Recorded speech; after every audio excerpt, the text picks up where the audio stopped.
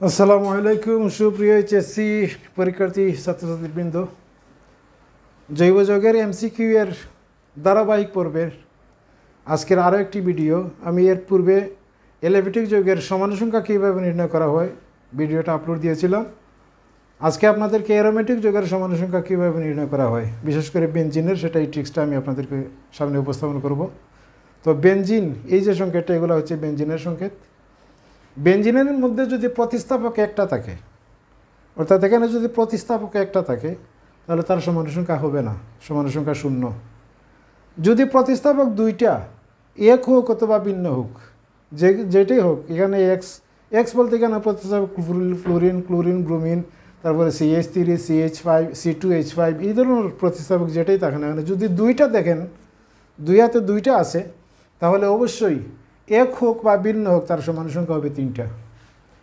আর যদি প্রতিস্থাপক তিনটা থাকে, তিনটা হলে এক জাতীয় তিনটা যদি হয়, তাহলে তার সমাণু সংখ্যা হবে তিনটি।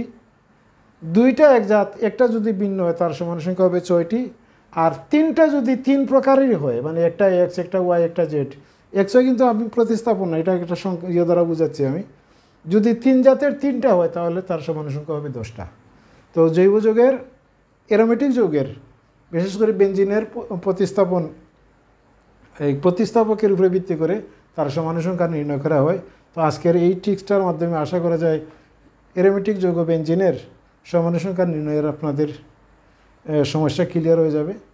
তো আমার ভিডিওটাকে আপনারা সবাই লাইক করবেন, শেয়ার দিবেন। সুন্দর সুন্দর ভিডিও ইনশাল্লাহ আপনাদেরকে আমি উপহার দিব।